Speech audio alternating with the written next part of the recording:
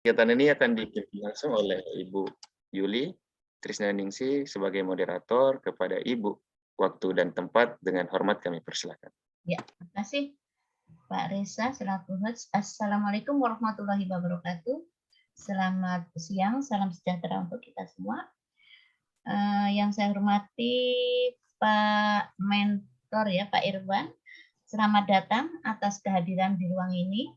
Kemudian Ibu Novalina selaku Kepala Badan dan hari ini selaku penguji kita di ruangan ini. Kemudian Pak Dirga ya, hari ini kita akan sama-sama dengarkan pemaparan rancangan aktualisasi dari Pak Dirga. Untuk itu Dek Dirga silahkan memaparkan, waktu yang diberikan 10 menit maksimal, kemudian nanti kita mohon tanggapan dari Pak Irwan selaku mentor dan terakhir Ibu penguji selaku evaluator. Nah, untuk itu Pak Dirga silahkan sampaikan inti-intinya saja. Boleh share screen, Bu? Ya.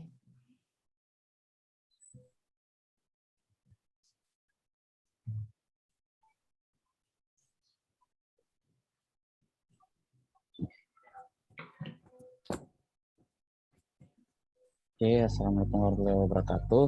Kenalkan, saya Dirga Januar dari instansi Dinas Komunikasi dan Informatika.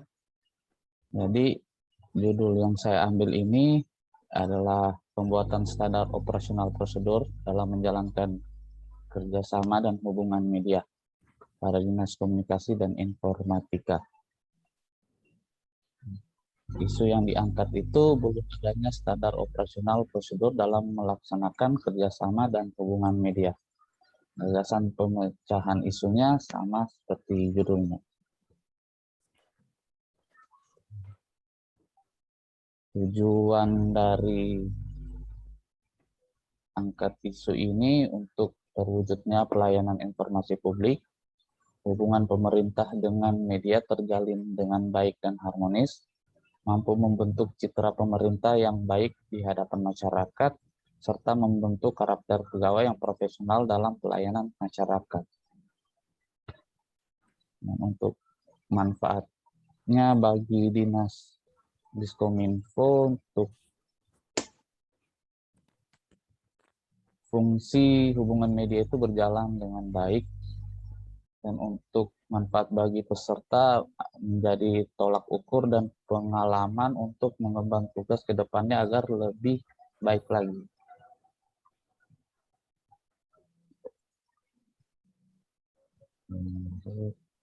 Ya. Jadi ada beberapa kegiatan untuk pemecahan isu itu. Yang pertama, persiapan penyusunan standar operasional prosedur dalam melaksanakan kerjasama dan hubungan media.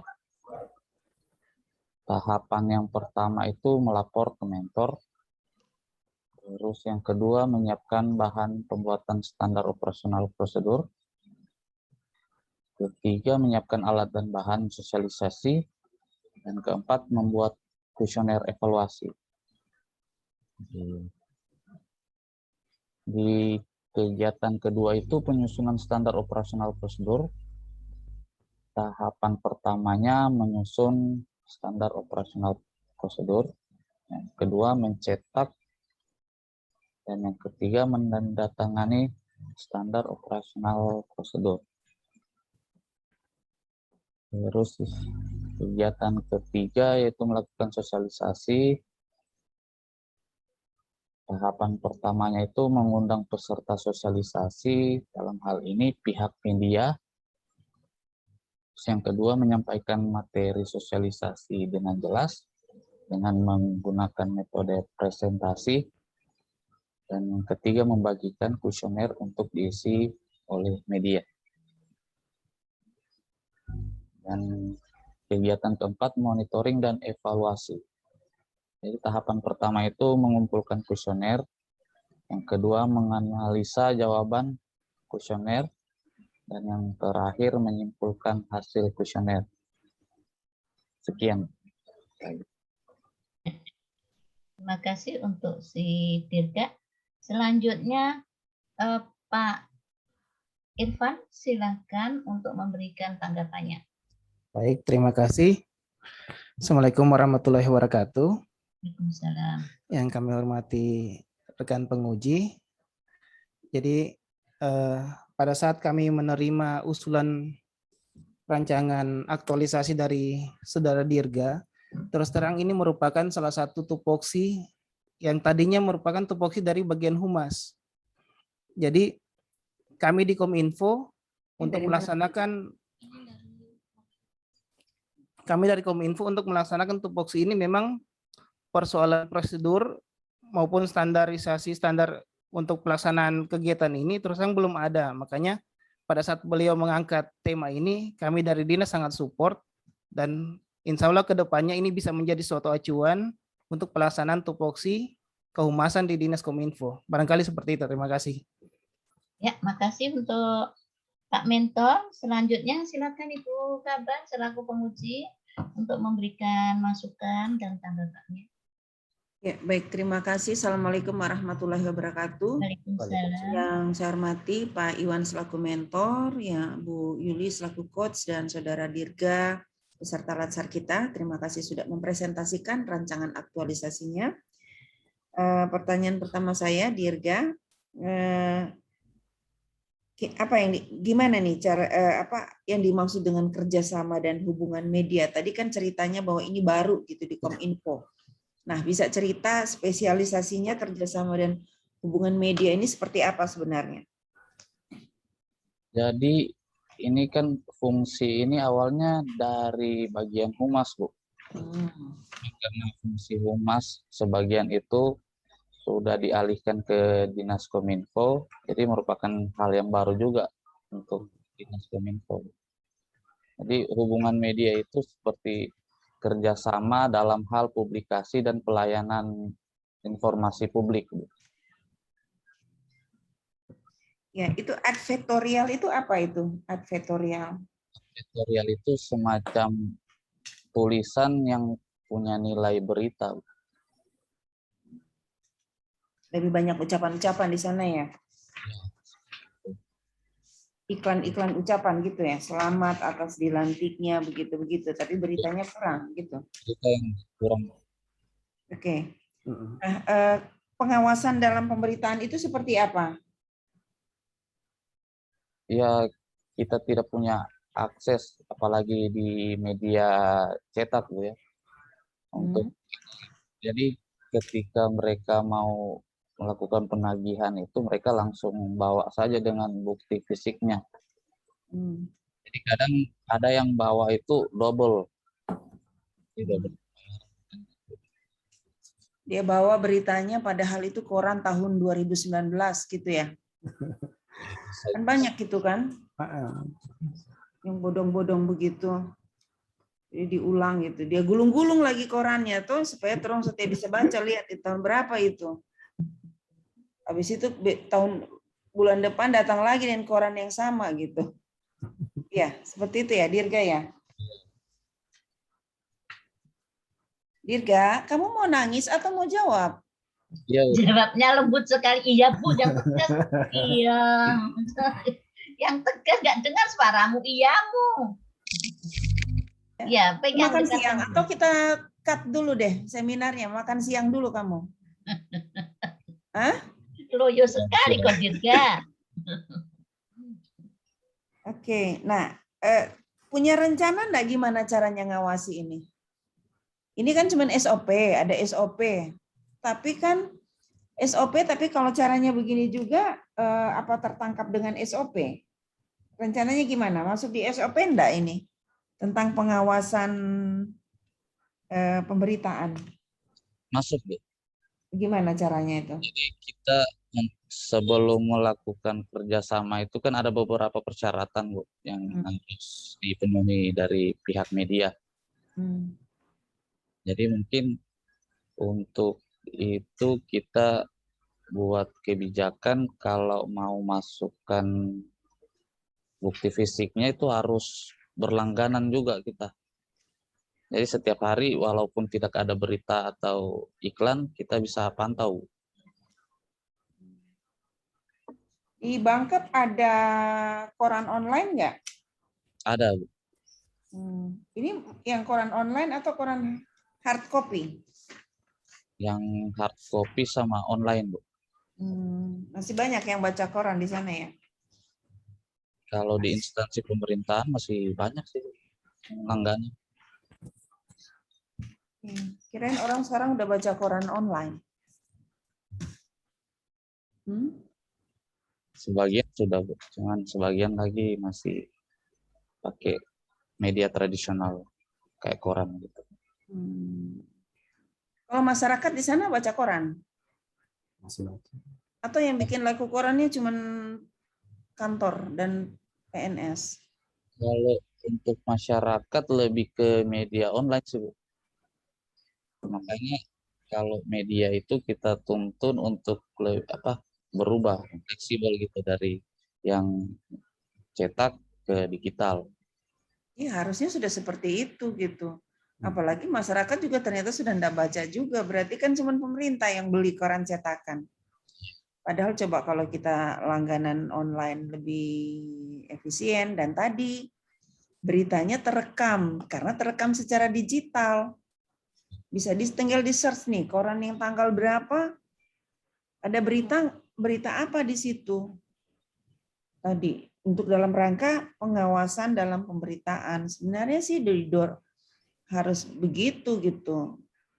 Harus mulai dipaksa mereka untuk pemberitaan berita online gitu ya. Kalau hard copy seperti itu kejadiannya kayak gitu, dibawa ulang-ulang koran yang sama. Ya kalau kebetulan kita orang yang rajin baca koran tiap hari, kita baca koran. Tapi kalau enggak, ya tadi itu ya. Iya. Jadi harus sudah bertransformasi. Iya, Bu. Oke. Lalu saya pikir ini harus dirapikan lagi kegiatan dan tahapan kegiatannya. Yang coba lihat menyusun SOP. Coba ada nggak menyusun SOP? Ada, Bu. Ya, menyusun SOP itu, jadi sebenarnya kegiatan yang sosialisasi SOP itu, kegiatannya jangan kegiatan menyusun SOP, jadi kegiatannya sosialisasi SOP. Tahapannya menyusun SOP, baru lakukan sosialisasi SOP melalui tatap muka ya di sini ya. Oke, saya minta coba lakukan sosialisasi SOP melalui media kan. Kominfo punya media website Pemda kan? Ada. Ya coba kenapa nggak dipakai itu untuk jadi media lucu gitu. Anda ini kerjanya di Kominfo gitu, yang sudah menggunakan teknologi sebagai media informasi, tapi masih bergerak di tatap muka gini gitu. Kenapa nggak jadikan teknologi juga sebagai media informasi? Judul dinasnya Kominfo, komunikasi, informasi, apa? Informatika, komunikasi dan informatika. Tapi nggak tersentuh sama sekali. Masih ke konvensional. Gimana? Makanya saya jadi teraneh-aneh tadi sebenarnya. Gitu loh. Harusnya yang paling di depan, ya, yang paling di depan dalam rangka menggunakan teknologi untuk digunakan sebagai media komunikasi, media sosialisasi, media edukasi, itu Kominfo. Tapi gimana caranya dinas-dinas lain mau ikut? Makanya Bu, kalau Kominfonya masih kemarin saya sempat gini, ini di Kominfo kok cuma begini sih, kok masih manual sekali, nggak canggih sama sekali gitu. Maksudnya di bagian mana dicanggihkan gitu loh. Gimana caranya? Ya silakan Pak Mentor mau nambahkan. Ya terima kasih Bu. Gitu. Jadi gini Bu, sebetulnya tadinya kami mau arahkan ke sana semua, hanya posisi untuk teknologi infrastruktur yang ada di Bangkep ini masih sangat minim. Contohnya saja untuk jaringan internet saja yang saat ini untuk misalnya kayak IndiHome gitu untuk Telkom punya itu masih dalam kota yang tercakupi, kalau di luar itu belum masuk. Kemudian ada beberapa daerah-daerah blank spot di kami yang saat ini masih sementara pengerjaan untuk bantuan dari Bakti. Makanya kalau kami sudah full digital semua, sudah full lewat IT semua, memang sebagian besar justru tidak tersentuh. Ini sebetulnya masukan yang sangat bagus, hanya bagi kami di Dinas Kominfo Banggai Kepulauan ini PR besar sebetulnya, karena memang masih sangat banyak area-area blank spot di tempatnya kami. Barangkali itu, Bu. Ya, tapi enggak apa-apa. Setidak-tidaknya ada yang bisa menangkap, ya, ada yang bisa mendapatkan, ada yang bisa mengakses cara-cara kerja kita yang berbasis teknologi. Meskipun ya masih dalam terbatas tadi katakan di kota, tapi kita sendiri yang sudah bergerak di situ justru harus memperlihatkan cara-cara kerja dengan memanfaatkan teknologi informasi seperti itu. Ya, Dirga. Jadi tadi ya sosialisasi SOP, tahap pertama menyusun SOP, kedua SOP tatap muka, tahap kedua, tahap ketiganya sosialisasi SOP-nya berbasis teknologi. Gunakan website Pemda kayak atau apa gitu kan bisa dikirim ke situ gitu. Ya. Dirga, kamu nanti dikirim aja, saya bilang sama Pak Bupati kirim ke kepulauan-kepulauan sana saja deh yang tidak bekerja dengan teknologi gitu. Betul, Bu. Eskom lagi. Iya. Ruginya. Eskom kok manual. Perbaiki. Iya, malu-maluin dia. Mulai kemarin Bu saya bilang, kok kamu nggak canggih sekali sih? Saya lihat sarjananya Eskom kok cuma tatap muka, padahal di info kan tempat saya diam saja, kok nggak ada gregetnya. Bagaimana jawabnya aja loyo ini Dirga nih. Dirga, saya kasih tahu ya, harus semangat gitu. Perform seorang PNS itu yang pertama dilihat performance-nya, tampilannya. Kalau tampilan sudah loyo, kayak orang kurang gizi, kayak orang nggak sarapan, kayak orang nggak pernah makan, nggak yakin orang kalau dia profesional. Orang baru lihat gini. Nanti ditanya, kenal Dirga enggak? Orang kalau kita itu berada di kerumunan PNS ya, dengan tampilan kita yang begitu tenggelam gitu, nggak kelihatan kita, maka kita performance juga harus dijaga. Ya Dirga ya. Ya, supaya juga kita bisa dilihat orang gitu loh. Di antara kerumunan ketahuan ada Dirga gitu. Tapi kalau Dirga yang loyo kayak begini di antara kerumunannya, orang udahlah Dirga ada enggak ada juga enggak penting gitu. Ya. Performance itu penting. Ya. Caranya kita penampilan ya, tampil meyakinkan. Nanti turun di masyarakat misalkan mau jelaskan mau sosialisasi apa, orang jadinya enggak anggap orang enggak yakin gitu. Jadi begini ya. Pada saat kita melakukan sosialisasi, dua hal orang lihat. Sebelum orang lihat isi omongan kita, orang lihat dulu penampilan kita. Begitu dia rasa tertarik dengan kita, dia udah mulai berdebar-debar, sama kayak lihat cewek gitu kan. Dirga udah berkeluarga belum? Sudah ya? Sudah. Waktu pacaran dulu, lihat cewek kan pasti lihat tampilannya dulu. Lihat senyumnya dulu, menarik nggak gitu. Ya? Lihat jalannya dulu, lihat cara duduknya. Setelah itu baru lihat, oh ya, oke, isi hatinya bagus. Oh ya, kepalanya bagus, isi kepalanya bagus. Gitu. Dirga ya. Semangat. Di akhir, nggak mau saya lihat kayak begini. Ya, belajar. Kalau enggak saya suruh Pak Arhan lagi kamu, bimbing kamu sikap bela negara secara virtual. Ya? Ya. Oke. Ya, jadi tadi nanti diperbaiki ya kegiatannya dan tahapan kegiatannya, lalu monefnya seperti apa juga nanti dibenahi sedikit, dirapikan. Ya. Oke. Berikutnya Dirga,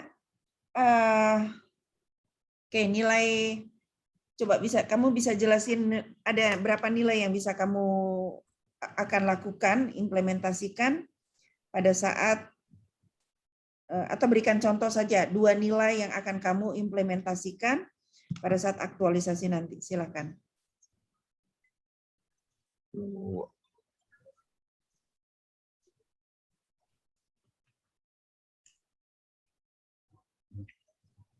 Apa?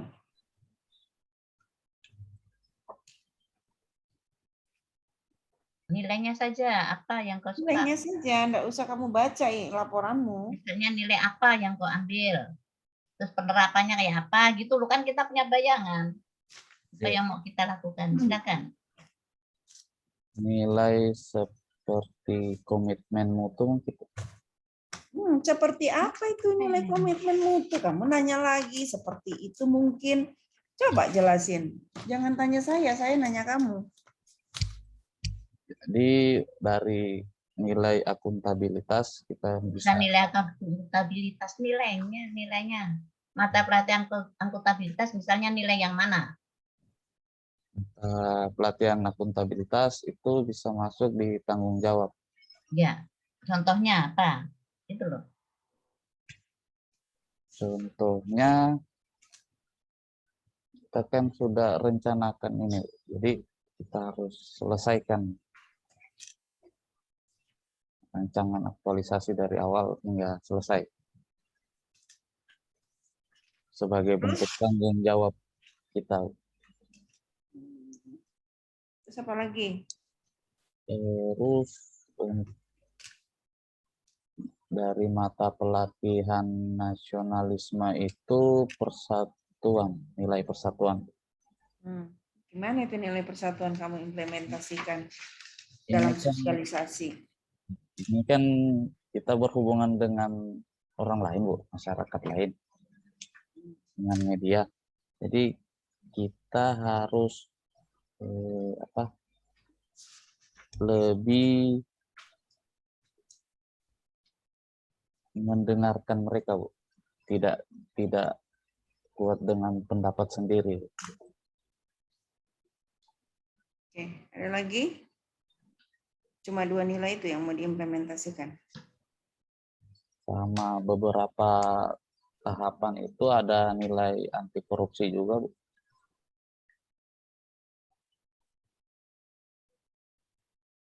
Cepat atau Dirga kok lambat sekali, masa nggak hafal sih? Kamu menjawab satu pertanyaan di waktu 15 menit gimana sih? Jangan kan ingat ngisinya di tabel itu apa, pilih salah satu. Berarti ngisi-ngisi tabel nggak diingat itu.